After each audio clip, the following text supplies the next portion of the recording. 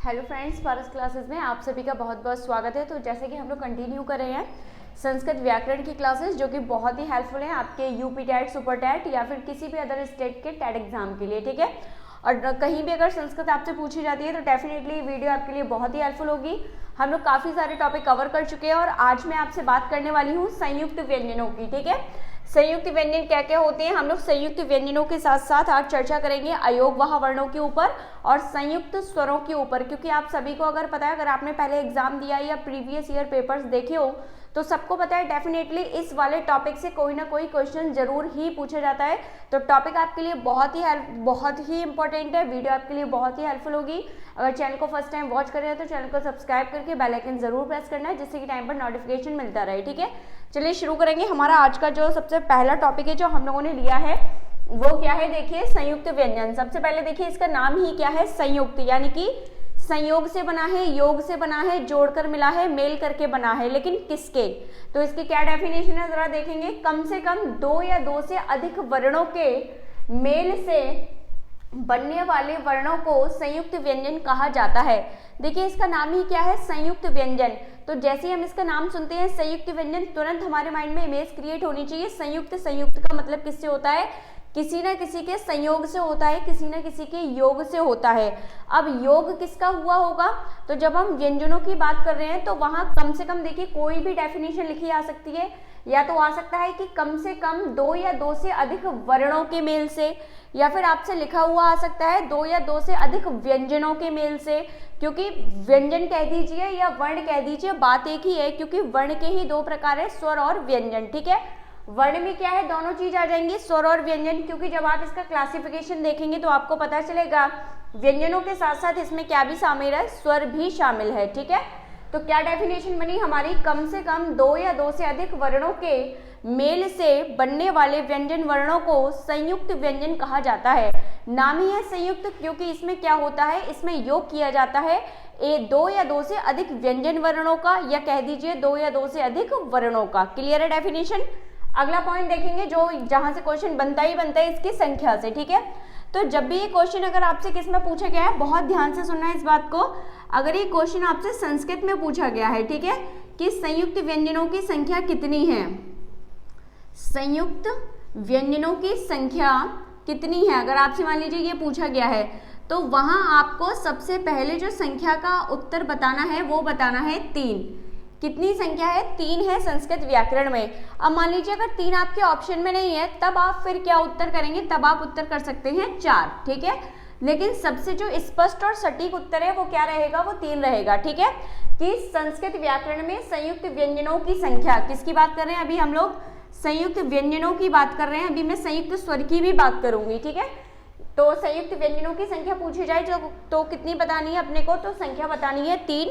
जब 3 ऑप्शन में नहीं होगा तो अपन कितनी भी आंसर कर सकते हैं, तो अपन 4 आंसर भी कर सकते हैं। ठीक है, जरा तो इनकी संख्या क्लियर हो गई कि क्या संख्या है, डेफिनेशन क्लियर हो गई। क्योंकि भाई इनका नाम क्या था, संयुक्त व्यंजन, मतलब कि संयोग से बने हैं, दो या दो से अधिक वर्णों के या दो या दो से अधिक व्यंजनों के मेल से बने हैं। इनकी संख्या कितनी है, तो संस्कृत व्याकरण में इनकी मुख्य संख्या 3 है। 3 ऑप्शन में ना होने पर उत्तर कितना करना है, 4। क्लियर है, आगे बढ़ेंगे। अब वह 3 संयुक्त व्यंजन कौन कौन से हैं, तो देखिए संयुक्त व्यंजन 3 है जो निम्नलिखित हैं। तो देखिए डायरेक्ट आपसे पूछा जा सकता है कि भाई संयुक्त व्यंजन कौन कौन से हैं, तो वो 3 आपको बताने हैं जो कौन कौन से हैं, छ, त्र, ज्ञा। सबसे पहला छ, दूसरा त्र और तीसरा ज्ञा, यही मुख्य संयुक्त व्यंजन है संस्कृत व्याकरण के। ठीक है, कौन कौन से हैं, छ, त्र और ज्ञा। इतनी बात अपने को ध्यान रखनी है बहुत ही अच्छे से। ठीक है, लेकिन यहाँ से एक तरीके से क्वेश्चन और बनता है, ये पूछा जाता है ये किस किस के संयोग से बने हैं। ठीक है, यानी कि इनमें किन किन वर्णों का योग हुआ है तब जाकर ये संयुक्त व्यंजन बने हैं। तो जैसे कभी कभी पूछ लेते कि जो छ है उसका योग किससे हुआ है, उसमें कौन कौन से वर्ण शामिल हैं। ठीक है, अगर आपको पता है तो आप अपना बता पाएंगे, और नहीं पता तो आपका उत्तर गलत हो सकता है। ठीक है, छ जो बना है वो किससे बना है, देखिए इसमें एक तो हमारा व्यंजन वर्ण जुड़ा है का, और दूसरा हमारा जुड़ा है इसमें श, और श भी ध्यान रखेंगे कौन सा है। तो अगर आप संस्कृत के विद्यार्थी हैं तो तुरंत आपको पता होना चाहिए ये कौन सा श है। माहेश्वर सूत्र वाली क्लास में मैंने आपको बताया था ऑलरेडी कि इसको हम लोग कौन सा श कहते हैं, इसको हम लोग मूर्धन्य श कहते हैं। ठीक है, संस्कृत व्याकरण में आपके 3 प्रकार के श हैं। एक है आपका तालव्य श, एक है आपका मूर्धई श और एक है आपका दंतई श, ठीक है। ये तीनों श हैं और तीनों का अलग अलग नाम है, ठीक है। तो क्लियर है, ये छ किससे बना है, ये का और शा से बना है। लेकिन इसके ये भी समझ लीजिए इसमें भी क्या गलती दी जा सकती है, तो बहुत ही ध्यान से समझना, यहाँ से जो मिस्टेक आती है। देखो अब आपसे पूछेंगे छ किससे मिलकर बना है और आपको ऑप्शन ऐसे दे देंगे, बताइए किससे मिलकर बना है, का और शा से। एक ऑप्शन ये हो गया, दूसरा ऑप्शन मान लीजिए ये हो गया का और शा, ठीक है। और तीसरा ऑप्शन आपको दे दिया उन्होंने का प्लस शा, ठीक है। और दूसरा ऑप्शन एक और, मान लीजिए 4 ऑप्शन आपको दिए जाते हैं और एक ऑप्शन ये हो गया। तो जब आप इन चारों ऑप्शनों को देखेंगे तो आपको यहाँ क्या करना है, जब आपको बहुत ही बारीकी के साथ पता होगा कि इस छ का योग कैसे हुआ है, कैसे कैसे वर्ण इसमें जोड़े गए हैं, तभी आप इसका स्पष्ट उत्तर बता पाएंगे, ठीक है। तो जो 4 ऑप्शन अभी मैंने आपको दिए हैं, इसमें से जो सबसे सही उत्तर है, देखिए ये होगा नहीं, क्योंकि व्यंजन वर्ण अगर शुद्ध रूप में लिखा होता है तो वो आधा आधा होता है, तो इसलिए ये गलत हो गया। दूसरा, दोनों में से किसी के नीचे हलंत नहीं है, कभी व्यंजन वर्ण पूरे होते ही नहीं है, ठीक है। दूसरी बात, जब ये दोनों ही आधे आधे हैं तो संपूर्ण छ कैसे बन गया, क्योंकि संपूर्ण छ के लिए हमें उसमें स्वर भी जोड़ना पड़ेगा, इसलिए ये भी गलत है। तो उत्तर हमारा जो जाके सही होगा वो क्या होगा, का और शा, जिसमें का के नीचे हलंत है परंतु शा के नीचे हलंत नहीं है, वही वाला उत्तर सही होगा, ठीक है। अब दूसरा प्रश्न ये बनता है कि जब का और शा दोनों के नीचे हलंत आ जाए तब कैसे उत्तर सही होगा। अगर दोनों के नीचे हलंत दिया गया है तो उसके साथ में आ भी दिया रहना चाहिए, तब जाके आपका उत्तर क्या होता है, सही होता है। देखिए बिल्कुल शुद्ध रूप तो यही है इसके बनने का। सबसे पहले का, क्योंकि का भी एक क्या है, व्यंजन है। उसके बाद शा भी एक क्या है, व्यंजन है। परंतु जब हमने का और शा में क्या जोड़ा, आ को जोड़ा, तब जाके हमारा पूरा संयुक्त व्यंजन क्या बना, छ। तो इस प्रकार से हम अपने उत्तर को थोड़ा सा लघु रूप देने के लिए क्या कर देते हैं, ये आ स्वर को इस सा में जोड़ देते हैं, फिर आ जब ये इसमें जुड़ जाता है तो ये इसके नीचे का हलंत हट जाता है, ठीक है। तो इसलिए इसका लघु रूप ये हो जाता है कि का के नीचे तो हलंत होता है परंतु शा के नीचे हलंत नहीं होता, क्योंकि थोड़ा ऑप्शन को लघु रूप देने के लिए हमने क्या किया है, ये सबसे अंत में जो आ है हिरस्वा, उसको हमने क्या कर दिया, रा में जोड़ दिया, यहाँ शा में जोड़ दिया और यहाँ इया में जोड़ दिया, ठीक है। तो दोनों तरीके से लिखा आ सकता है। अगर दोनों के नीचे हलंत दिया गया है तो वहाँ आ का आना बहुत जरूरी है, ठीक है। लेकिन आ नहीं आया तो देखिए ये बात मैं इसलिए आपको इतना जोर देके बता रही हूँ क्योंकि इतने क्लोज ऑप्शन आपको दिए जाएंगे कि डेफिनेटली आपका जो उत्तर है वो बिल्कुल गलत हो सकता है। अगर आपने थोड़ी सी भी सावधानी हटेगी आपसे तो निश्चित रूप से दुर्घटना घटेगी, ठीक है। तो ध्यान रखना है कि एक के नीचे हलंत होगा परंतु दूसरे के नीचे हलंत नहीं होगा, ठीक है। तो देखिए छ किससे बना है, क और शा से। शा भी ध्यान रखना कौन सा वाला शा है, मूर्धई शा है। त्रा किससे बना है, ता से और रा से। क्लियर है, ता के नीचे हलंत होगा परंतु रा के नीचे हलंत नहीं होगा। अगर दोनों के नीचे हलंत आएगा तो उसके साथ क्या भी आया होना चाहिए, आ भी आया होना चाहिए, ठीक है। अगला देखेंगे ज्ञा। ज्ञा किससे बना है, जा और इया से बना है, ठीक है। जा और इया से। जा के नीचे क्या है, हलंत है और इया के नीचे हलंत नहीं है, परंतु अगर दोनों के नीचे हलंत दिया जाए तो वहां आ का आना बहुत जरूरी है। तो ये तो 3 मुख्य संयुक्त व्यंजन हो गए संस्कृत में जिनकी बात की जाती है। परंतु अगर ऑप्शन में 3 ना होकर जब संख्या 4 आ जाती है तो वो भाई चौथा संयुक्त व्यंजन कौन सा है, तो चौथा संयुक्त व्यंजन क्या है, शिरा है। क्या है, शिरा है। और उसको भी देख लेंगे वो किस किस के योग से बनता है। मैं थोड़ा सा बोर्ड में क्लियर कर देती हूँ ताकि आपको अच्छे से समझ में आए। देखिए जो 4th नंबर का संयुक्त व्यंजन होता है वो क्या हो जाता है, श्रा हो जाता है, ठीक है। और वो कैसे बनाए जरा देखेंगे बहुत अच्छे से। इसमें सबसे पहले क्या है, तालव्य शा आया है, उसके बाद हमने क्या लिया है, रा लिया है। शा में जब रा जुड़ता है तब जाके हमारा क्या बनता है, श्रा बनता है, ठीक है। और अगर दोनों के नीचे हलंत लगाए तो निश्चित रूप से क्या आना चाहिए, आवर्ण आना चाहिए। उत्तर को लघु रूप देने के लिए क्या करते हैं, ये जो आ है किस में जुड़ जाता है, इस रा में, तो फिर इस रा का हलंत हट जाता है, इसलिए हमारा फिर ऑप्शन क्या बन जाता है, सा प्लस रा। तब जाके क्या बना है, तब जाके इससे ये शिरा बना है। क्लियर है, तो संयुक्त व्यंजन क्लियर है। कैसे क्या क्वेश्चन पूछा जाएगा तो हमें क्या उत्तर करना है, ठीक है। डेफिनेशन क्लियर हो गई, इनकी संख्या क्लियर हो गई। हाँ, इसके एक और देख लेंगे, यहाँ एक पॉइंट बीच में रह गया है इसके अन्य नाम, कोई भी देखिए नाम लिखा हुआ आ सकता है। ये आपको थोड़ा सा क्या कंफ्यूज करने के लिए क्या करते हैं, उनको अलग अलग नाम से संबोधित करते हैं, ताकि अगर आपने नहीं पढ़े हैं तो डेफिनेटली आप क्या हो सकते हैं, कंफ्यूज हो सकते हैं। ठीक है, बहुत ध्यान से याद रखना, जब मिश्रित व्यंजन की बात की जाए, संधि व्यंजन की बात की जाए, संध्यायी व्यंजन की बात की जाए या यौगिक व्यंजन की बात की जाए, कहीं ना कहीं देखिए सबका मूल रूप एक ही है। मिश्रित व्यंजन मतलब मिश्रण हुआ है। मिश्रण का मतलब ही क्या है, जब एक से अधिक वर्णों का क्या हो, मेल किया जाए, तभी तो वो मिश्रित व्यंजन हो गए। तो सबसे पहला नाम तो क्या हो गया, संयुक्त व्यंजन। दूसरा नाम क्या हो गया, मिश्रित व्यंजन। तीसरा नाम क्या हो गया, संधि व्यंजन, क्योंकि संधि भी क्या है, संधि में भी क्या होता है, मेल होता है वर्णों का। अभी हम आगे कंटिन्यू करेंगे क्लास को, बहुत ही बारीकी से मैं आपको संधि टॉपिक भी समझाने वाली हूँ। डेफिनेटली आपने संधि बिल्कुल वैसे कभी नहीं पढ़ी होंगी जैसे हम लोग कवर करेंगे। ठीक है, और साथ ही साथ में सारी चीजों की मैं आपको ट्रिक भी बताती हुई चलूंगी। तो देखिए इनको क्या भी कह देते हैं, संधि व्यंजन भी कह देते हैं, और क्या भी कह देते हैं, संध्यायी व्यंजन भी। देखिए संधि वर्ड से ही क्या शब्द निकला, संध्यायी व्यंजन। और इसका एक और नाम ध्यान रखेंगे, यौगिक व्यंजन। जब भी इनकी संख्या पूछी जाए तो निश्चित रूप से अगर आपके ऑप्शन में 3 है तो पहले उत्तर आपको क्या ही करना है, 3। जब ऑप्शन में 3 नहीं होगा तो हम लोग उत्तर क्या भी कर सकते हैं, 4। इतनी बात क्लियर है, हाँ सारी बात क्लियर है। अब थोड़ा सा आगे बढ़ेंगे। तो ये तो हो गए हमारे संयुक्त व्यंजन। इनके अलावा मैंने कई सारे आपके वर्ण विचार के टॉपिक डाले हुए हैं, जिनमें मैंने आपके ह्रस्व स्वर सारे स्वरों पर चर्चा की है, एक एक करके, चाहे वो एक मात्रिक हो, द्विमात्रिक हो, त्रिमात्रिक हो, ह्रस्व स्वर की बात हो रही हो, दीर्घ स्वर की बात हो रही हो या प्लुत स्वर की बात हो रही हो, मैंने सारी चर्चाएं आपके क्या की हैं, आपके इससे पहले वाले वीडियो में की है। अगर आपने क्लासेस नहीं देखी है तो एक यहाँ मैंने प्लेलिस्ट आपको बना के दिया है 2023 यूपी टेट और सुपर टेट के नाम से।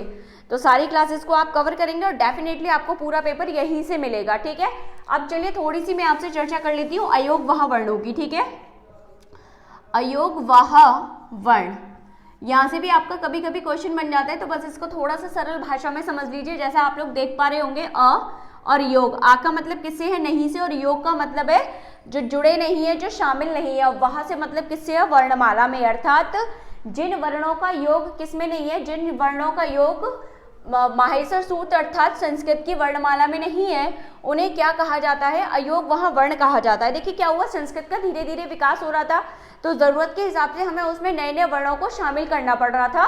तो उसी एक प्रकार के वर्ण क्या थे, अयोगवाह वर्ण थे। इनकी डेफिनेशन क्या बनती है, जिनका योग संस्कृत वर्णमाला में नहीं है,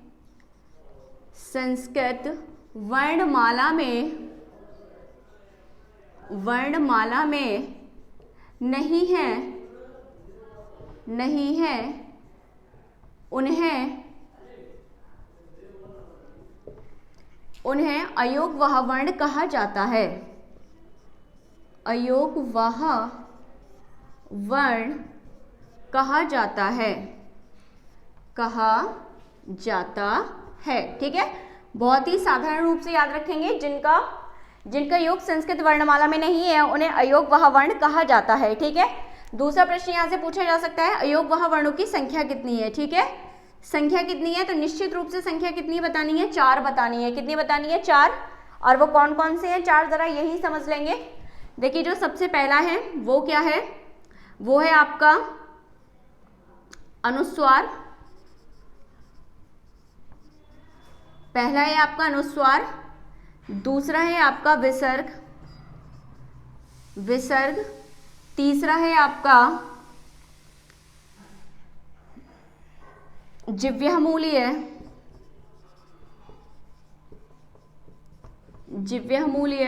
वर्ण, और अगला है आपका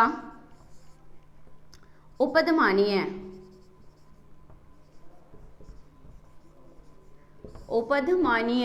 वर्ण।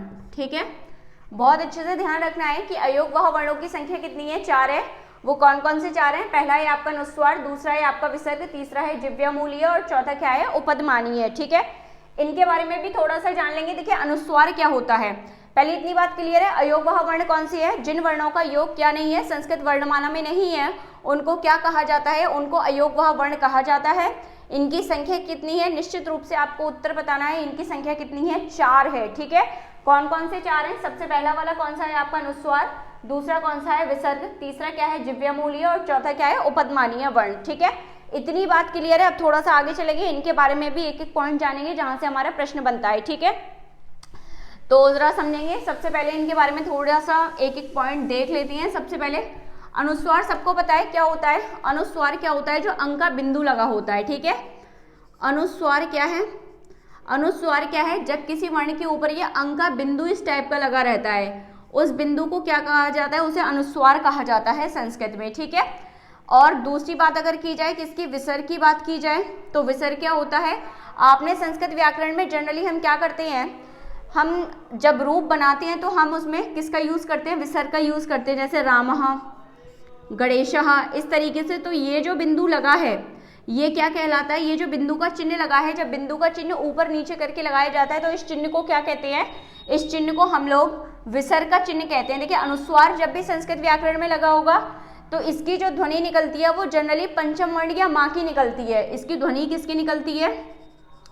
इसकी जो ध्वनि निकलती है या तो इसकी ध्वनि माँ से निकलेगी या फिर हो सकता है पंचम वर्ण से निकले, किसी पंचम वर्ण की ध्वनि निकले। परंतु जब भी ये विसर्ग का चिन्ह होगा तो इसकी जो ध्वनि है वो कैसी निकलती है? वो हा की ध्वनि निकलती है। इस विसर्ग को देखो, इसको कैसे पढ़ेंगे? रामः पढ़ा जाएगा, ठीक है।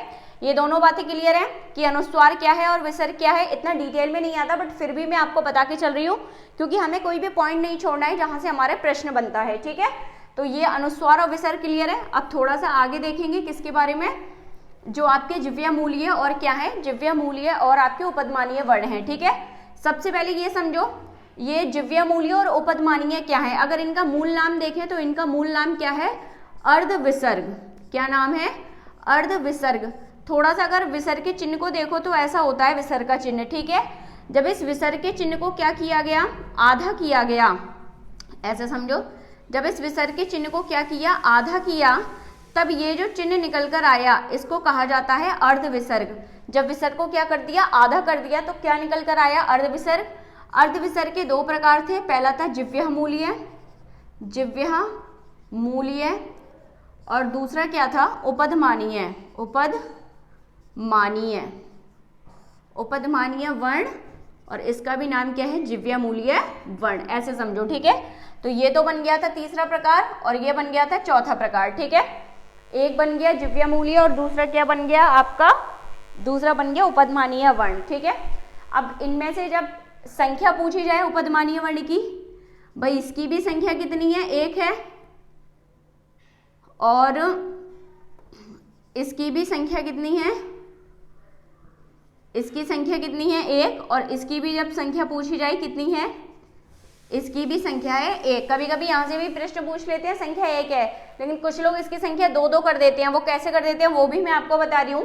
देखिए जो जिह्वामूलीय वर्ण है तो वो भी एक प्रकार का अर्ध विसर्ग, और जो उपदमानीय वो भी है क्या? एक प्रकार का अर्ध विसर्ग, ठीक है। परंतु दोनों में अंतर कैसे पता चलेगा कि कब ये अर्ध विसर्ग जिह्वामूलीय कहलाएगा और कब ये विसर्ग जो है वो आपका उपदमानीय कहलाएगा, ये भी तो हमें पता होना चाहिए। तो जब ये अर्ध विसर्ग क्या हो? का या खा वर्ण से पहले लगा हो तो ये क्या कहलाता है? जिह्वामूलीय वर्ण। चिन्ह तो भाई एक ही है, परंतु दो वर्णों के आगे हम लोग जब यूज करते हैं तो क्या कहलाता है? जिह्वामूलीय वर्ण। तो संख्या कितनी है? ध्यान रखना, संख्या तो एक ही है, बट हम उसका प्रयोग दो वर्णों के आगे कर सकते हैं, ठीक है। ऐसे ही ये उपदमानीय वर्ण जो है चिन्ह तो एक ही है, लेकिन जब इसका प्रयोग प या फा वर्ण के आगे करते हैं तब ये क्या कहलाता है? तब ये कहलाता है उपदमानीय। क्लियर है? तो जब जिह्वामूलीय वर्ण या उपदमानीय वर्ण की संख्या पूछी जाए तो संख्या आपको बतानी है केवल और केवल एक। उपदमानीय वर्ण की संख्या पूछी जाए तब भी बतानी है एक। बहुत ध्यान से सुनना मैं क्या बता रही हूँ, ठीक है, क्योंकि संख्या जब पूछी जाए इन वर्णों की तो बतानी है एक एक। परंतु ये पूछा जाए कि जिह्वामूलीय वर्ण कौन सा है तो वर्ण बताना है क और ख। ऐसे उपदमानीय वर्ण की जब संख्या पूछी जाए तो बतानी है एक, परंतु जब उपदमानीय वर्ण पूछा जाए तो बताना है प और फ। क्लियर है सारी बातें? कि जो अयोगवाह वर्ण है वे कितने हैं? जब जो अयोगवाह वर्ण है वो कितने हैं? अयोगवाह वर्ण 4 हैं। उनको अयोगवाह वर्ण क्यों कहते हैं? क्योंकि इनका जो योग है वो संस्कृत व्याकरण की वर्णमाला में नहीं है, इसलिए इनका नाम क्या रख गया? अयोगवाह वर्ण रख गया। संख्या कितनी है? मुख्य संख्या इनकी 4 है। नाम क्या क्या है? सबसे पहला था इसका जो नाम था वो क्या था? अनुस्वार, दूसरा नाम क्या था विसर्ग। अनुस्वार जब किसी वर्ण के ऊपर जो बिंदु का चिन्ह अंकित होता है, जिसे पंचम की ध्वनि या माँ की ध्वनि के साथ पढ़ा जाता है, ठीक है, तो हम उसे क्या कहते हैं, अनुस्वार कहते हैं। और जब क्या हो, देखिए जब अंत में लगा होता है तो उसकी ध्वनि माँ निकलती है, और जब किसी शब्द के बीचों बीच में कहीं अनुस्वार का चिन्ह लगा होता है, अंक के बिंदु का चिन्ह लगा होता है, तो उसकी ध्वनि पंचम वर्ण में निकलती है, ठीक है। और उसके बाद क्या था, विसर्ग था, जब भी किसी वर्ण के अंत में क्या लिखा रहता है, विसर्ग का चिन्ह लगा होता है, तो उसे हम लोग हा की ध्वनि के साथ पढ़ते हैं। बाकी तीसरा प्रकार था आपका जिह्वामूलीय वर्ण, और फिर था उपधमानीय वर्ण। तो जिह्वामूलीय वर्ण की संख्या कितनी है, 1 है। उपधमानीय वर्ण की संख्या भी कितनी है, 1 है। परंतु वर्ण कौन कौन से हैं वो ध्यान रखना। जिह्वामूलीय जो वर्ण है वो है का खा, और जो उपधमानीय वर्ण है वो है पा फा। तो अभी आज के लिए इतनी क्लास रखते हैं, आपके वो संयुक्त स्वर रह गए, चलिए कोई बात नहीं है, उनको भी देख ही लेते हैं, ठीक है। तो ये वाला टॉपिक खत्म हो जाएगा, फिर मैं कल आपका न्यू टॉपिक स्टार्ट करूंगी, ठीक है। चलिए देख लेते हैं फटाफट से, संयुक्त स्वर किस किस के योग से बने हैं। वैसे तो ये मैं आपको स्वर वाले चैप्टर में बता चुकी हूँ, लेकिन बस मुझे एक पॉइंट बताना रह गया था कि जो संयुक्त स्वर हैं वो किस किस के योग से बने हैं, ठीक है। तो ज़रा वो समझ लेते हैं कि वो बने किस किस के योग से हैं, ठीक है। चलिए यहाँ मैं आपको बता दे रही हूँ जो आपके संयुक्त स्वर हैं। देखो अभी हम लोग बात कर रहे थे संयुक्त व्यंजनों की, परंतु यहाँ मैं जो आपको बता रही हूँ वो संयुक्त स्वर बता रही हूँ, ठीक है, संयुक्त स्वर। अब बार बार इस टॉपिक को क्या स्टार्ट करेंगे, आज खत्म ही कर लेते। तो संयुक्त स्वर की भी संख्या कितनी थी, 4 थी।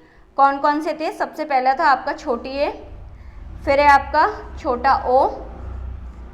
आई होप आप सभी को अच्छे से दिख रहा होगा, ठीक है। चलो मैं थोड़ा छोटा लिख देती हूँ ताकि प्रॉपर तरीके से आपको समझ आ जाए, ठीक है।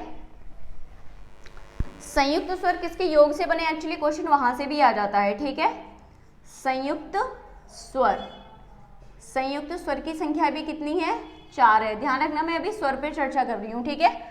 कौन कौन से जरा समझ लेंगे। सबसे जो 4 हैं वो है छोटी ए, फिर है आपका छोटा ओ, और फिर है आपकी बड़ी ए, और फिर है आपका बड़ा ओ। ये आपके 4 संयुक्त स्वर हैं, ठीक है। बाकी सारा डिटेल डिस्कशन माहिर और सूत्र वाले चैप्टर में जाके देखना, वहां बहुत डिटेल डिस्कशन किया हुआ है मैंने, ठीक है। चलिए जरा देखते हैं, छोटा जो छोटी ए है वो किससे बना है, छोटा अ प्लस छोटी ई। बहुत ध्यान से देखना, जो छोटी ए है वो किससे बनी है, छोटा अ प्लस छोटी ई से बनी है, ठीक है। और दूसरा छोटा ओ किससे बना है, अ प्लस छोटा उ, ठीक है। और बड़ी ए किससे बनी है। अब कुछ लोग यहाँ क्या सोच रहे होंगे कि भाई छोटी ए में छोटी ई आई है, तो बड़ी ए में क्या आ जाएगी, बड़ी ए में आपकी बड़ी ई आ जाएगी, लेकिन ऐसा बिल्कुल भी नहीं है। ध्यान रखना, बड़ी ए में क्या होता है, छोटी ए जुड़ी रहती है, ठीक है। और बड़े ओ में ऐसे ही क्या होगा, यहाँ बड़ा ऊ नहीं आएगा, बल्कि क्या जुड़ा होता है, छोटा ओ जुड़ा होता है, ठीक है। तो ये बात बहुत अच्छे से ध्यान रखना। देखो जो छोटी ए है वो किससे मिलकर बनती है, छोटा और छोटी ई। कभी कभी देखो छोटी ई और बड़ी ई दोनों लिख के दे देंगे तो भी सही होगा, ध्यान रखना, ठीक है। मैं कोई भी पॉइंट नहीं छोड़ना चाहती जहां से आपका क्वेश्चन बनता है और आप लोग वहां कंफ्यूज हो जाएं, ठीक है। छोटा ओ किससे बनता है, देखो वैसे तो जनरली जो बहुत ही शुद्ध उत्तर होगा वो क्या होगा, छोटे आ के साथ छोटी ई प्लस करनी है, लेकिन कभी कभी आपकी छोटी और बड़ी दोनों लिख के दे देंगे तो वो ऑप्शन भी अपना क्या होता है, सही होता है, ठीक है। ध्यान रखना। अब कुछ का ये भी प्रश्न हो सकता है कि जब दोनों ऑप्शन आ जाएं भाई तब क्या लगाएं, तब लगाना छोटी ई वाला, ठीक है, जिसमें केवल छोटी ई लिखी हो। छोटा ओ किससे मिलकर बनता है, छोटा और छोटा ऊ, लेकिन ध्यान रखना कभी कभी छोटे ऊ के साथ क्या भी लिख देते हैं, बड़ा ऊ, ठीक है, तो वो भी अपना सही होता है, ठीक है। उसके बाद देख लो बड़ी ए किससे मिलकर बनती है, बड़ी ए में बहुत ध्यान रखना क्योंकि प्रश्न यहीं से बनता है, तीसरे और चौथे वाले से, क्योंकि सबको लगता है कि भाई छोटी ए में छोटी ई जुड़ी है तो बड़ी ए में बड़ी ई होगी, परंतु ऐसा बिल्कुल नहीं होता। बड़ी ए में क्या जुड़ी है, छोटी ए जुड़ी है, ठीक है। इसलिए प्रश्न यहाँ से देते हैं और प्रश्न फिर यहाँ से भी देते हैं। क्यों देते हैं, क्योंकि जैसे छोटे ओ में छोटा ऊ जुड़ रहा था, वैसे ही सबको लगता ये है कि बड़े ओ में बड़ा ऊ होगा, तो हमारे प्रश्न का उत्तर क्या हो जाता है, गलत। जबकि बड़े ओ में क्या है, आ के साथ क्या जुड़ा है, छोटा ओ जुड़ा है, तो प्रश्न जनरली यहाँ से आता है, ठीक है। चलिए तो आज हम लोगों ने जो देखा, हम लोगों ने सारी जो चर्चा की वो अयोग वह वर्णों पे की। हम लोगों ने संयुक्त व्यंजनों को बहुत डिटेल में पढ़ा। उसके बाद हम लोगों ने संयुक्त स्वर भी किस किस वर्ण के किस किस स्वर के योग से बने हैं उनसे वो भी हम लोगों ने यहाँ पे जाना। तो डेफिनेटली वीडियो आपके लिए बहुत बहुत बहुत हेल्पफुल रहेगी। आप किसी पे अगर टेट की तैयारी कर रहे हैं या किसी भी एग्जाम के लिए अगर आप संस्कृत की तैयारी कर रहे हैं तो वीडियो आपके लिए बहुत हेल्पफुल होगी। वीडियो पसंद आई तो वीडियो को लाइक जरूर करना, वीडियो को शेयर करना अपने फ्रेंडों के साथ जो तैयारी कर रहे हो सेम एग्जाम्स की, क्योंकि जितना ज़्यादा आप लोग शेयर करेंगे, लाइक करेंगे, कमेंट करेंगे, उतना ही मुझे मोटिवेशन मिलेगा और मैं आपके लिए बहुत अच्छा कंटेंट प्रोवाइड करा दी रहूँगी। So thank you so much, मिलते हैं नेक्स्ट क्लास में। और चैनल को अगर सब्सक्राइब नहीं किया है तो चैनल को सब्सक्राइब करके बेल आइकन जरूर प्रेस करना है जिससे कि टाइम पर नोटिफिकेशन मिलती रहे। थैंक यू सो मच, मिलते हैं नेक्स्ट क्लास में।